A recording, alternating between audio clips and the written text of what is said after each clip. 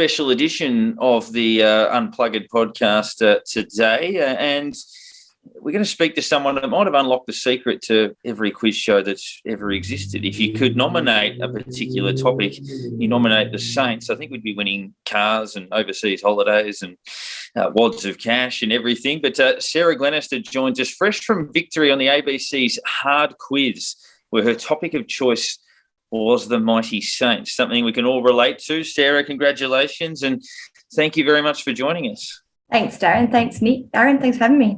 Can you take us through, I guess, how that came to be? How long is the process between obviously applying and then getting on the show and then choosing a topic?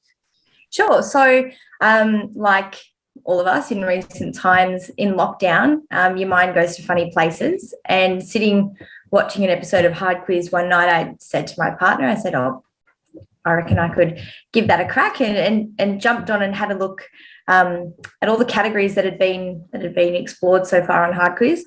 No one had been silly enough to select the Saints as their category. So I just thought, for a laugh, I'd just give it a crack and see how it went, and then managed to get an audition and went through a bit of a initial quiz there, then sort of waited for a call back, not expecting I would. Got one, had a bit of a chat just about the Saints and my I suppose supporterness, being a Saints fan, and then got the call up, and we filmed the episode in, I think, September last year, so it's been a little while. Sarah, what are some of the questions that they asked you in that preliminary quiz to see if you were suitable, to see if you were St Kilda enough? What were some of the questions that they asked you at that point? Well, the main question they asked is, are you comfortable if you get on if it's St Kilda entire? Because I think when I originally applied, I sort of said, maybe, post 2000 would be my area. And I said, yeah, sure. But in the interview, really, they just wanted to know why I was a St Kilda supporter, which is a genuine fair question. But yeah, it was more just to talk about following the Saints and how long, and that was really the go. Really, it was very much like chucked in the deep end when we got on. It said basically if you back yourself as a Saints fan, let's test your knowledge. So yeah, basically it's got to the point where I go, okay, now I don't have to do it anymore, because I think I've watched Hard Quiz since the very first episode religiously, and many times gone to myself, I should do that. Then I look on Wednesday night and, St Kilda, there it goes. I've lost that now. So, basically, as I say, the questions that got thrown at you, did you study up much? Did you sort of go, no, I'm just going to go in there, I can back myself, or did you do a bit of little rereading the night before sort of thing, or? To be honest, because I applied as a bit of a laugh, I didn't want to take it too seriously. I just wanted to go in and give it a crack, and if I was publicly humiliated on television, then in the name of following the Saints, then so be it. I tried to get my head around a couple of key dates, thinking maybe when the club was established and all that sort of stuff. But to be honest, I just thought, throw caution to the wind and just give it a crack. In terms of the trophy, I know they made the joke afterwards that you're going to drop it down to Moorabbin and stick it in the cabinet. Have you had a chance to do that, or has it got pride of place at home somewhere? Well, I must say, I teach at a campus of almost 300 Year 9 boys. And, anything that you can do to garner a little bit of street cred with those boys is only going to be beneficial. So I must say, until Moorabbin comes knocking on my door looking for it, I'm going to sit at pride of place in my classroom, so that any kid wants to challenge me, I'll just say, sorry, just hold on a sec, fellas. I'll just need to pick up my mug. I must say that's where it is at the minute. Sarah, how do you feel, you're in some pretty illustrious company. You've got Doc Baldock and Alan Jeans. There's a number of preseason competitions. You've got Nick Riewoldt on Celebrity MasterChef, and now there's Sarah Glenister on Hard Quiz. How do you feel about being one of the very, very few to lead the Saints to glory? Very uncomfortable to be considered in that company. I'd say the equivalent would be me and Grant Thomas and Lenny holding the Wizard Cup, in the WOP, just sort of going. They look similar. Anything that we can do to sort of put St Kilda on the right track and, bring any sort of good omen before the season suits me. So that's how I'm going to see it. How did you go with Tom? He tried getting under your skin a little bit as that was sort of the whole thought of, if ever St Kilda's fair gets on there, he's going to have a bit of a crack, I think. So I was imagining jokes at some points going on. I can imagine this joke's going to come up and that sort of thing. And you gave it a go, but you certainly gave back plenty. And how was there anything like left out on that? How was the actual interaction during the filming? Yeah, to be honest, I think, like yourself, Aaron, sorry, I've been a hard quiz fan for a long while, and knowing sort of what I'm getting myself in for, being a St Kilda supporters, as we all are, I think, a thick skin is a prerequisite number one. And also, I must say as well, the boys at school, it's the first thing they'll get stuck into me about every year. I have a whole bunch of same stuff up in the classroom just to state my case early so that they know. And yeah, really, what Tom threw at me is quite tame versus what the boys have thrown at me across the journey. So no, I think you just got to wear it, and whoever's on hard quiz taking themselves too seriously, I think needs to probably reconsider. Yeah, as you say, there's nothing that can get through us Saints fans. We've got a pretty resilient skin with everything, especially watching everyone else win the flag, like Melbourne, Richmond, and the Bulldogs. Yeah. There's no level of pain that we can't endure. On that, you mentioned at the start they wanted to know how you came to be a Saints fan. Can you sort of take us through that journey and I guess how often you get the chance to go? I know none of us really have for 2 years, but generally speaking. Yeah, sure. So I'm one of three girls.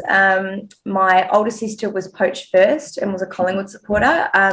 The way that my dad tells the story is that there's this really, and we still have it, this really tacky, sort of very, very polyester, very flammable, Trevor Barker inspired doll with a massive mop of blonde hair and, Saints Guernsey and angel wings.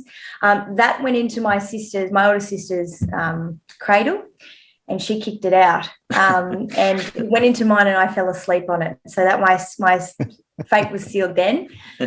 So I harassed my dad to take me to the footy when I was young, and he said, if we're going to go, you have to go for St Kilda. I said, yeah, okay. And so then I've been a member since 98, 99. And our first year, no, it was 99, because our first year going regularly was the first year of Colonial Stadium. So I've been sitting in the same seats at Colonial Stadium, Etihad, Telstra Dome, Marvel, Docklands since 2000. We've got a great little supporter pack there just on the wing on the city side of the Docklands Stadium.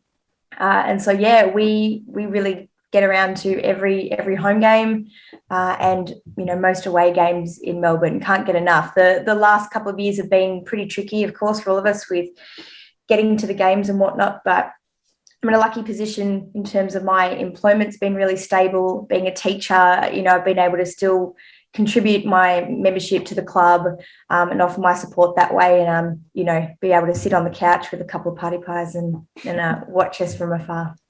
Sarah, you were able to answer questions around the 66 grand final, around the comeback against the Dogs, even a Pride game question. What's your favourite St Kilda moment?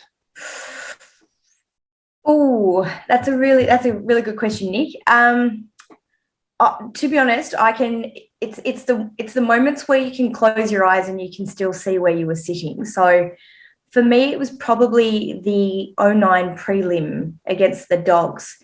Sitting, again, can close my eyes, can see it, sitting on the wing in front of where, Dal rushed the ball over the line and kicked it to the square for wherever we put it through.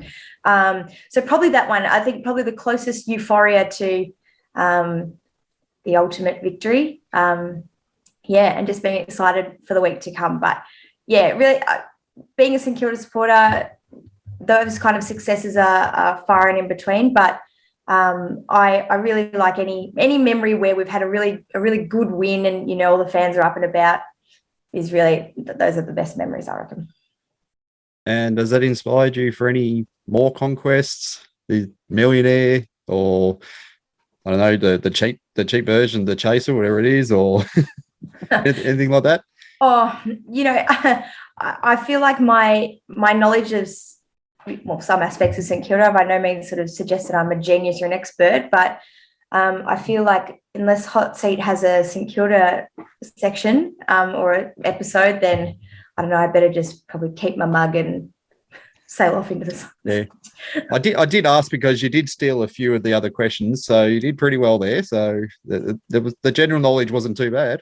Yeah, it was all right. I must confess, being an English teacher, when we filmed the episode, we were smack bang in the middle of our unit of To Kill a Mockingbird. So I must say, when I heard the other ladies category, I sort of went, "Oh, thank you." Sorry."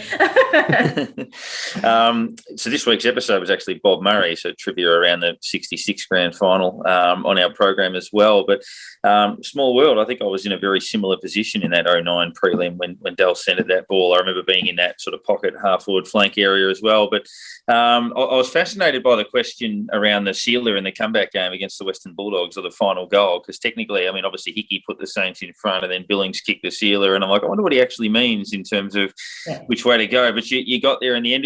Was there a favourite question where you sort of sat there and nodded your head and thought, yeah, I'm pretty proud of that? I'm not sure too many people would have got that, but I've nailed it.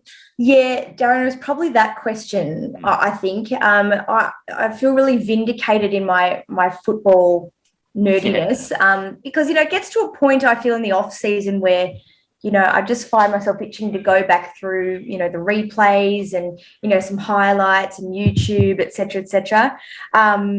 But yeah, I think that was the question, because I remember I've watched those second half highlights that many times. Yeah, and it just stuck with me. I thought, I can't believe this is going to be so niche, and I actually feel comfortable enough to be able to answer it. So yeah, that's the one. Well, Sarah, congratulations. I believe, without knowing for sure, that would be the first piece of anything AFL-related silverware won for 2022 by anybody. So the fact that the Saints have got it first might be a good omen for the rest of the year. So thanks for setting the scene, and hopefully you've started the ball rolling for a big year. But congratulations, and yeah, you are very much one of us. No, thanks so much, guys, for having me on. And let's hope it's the start of bigger and better things.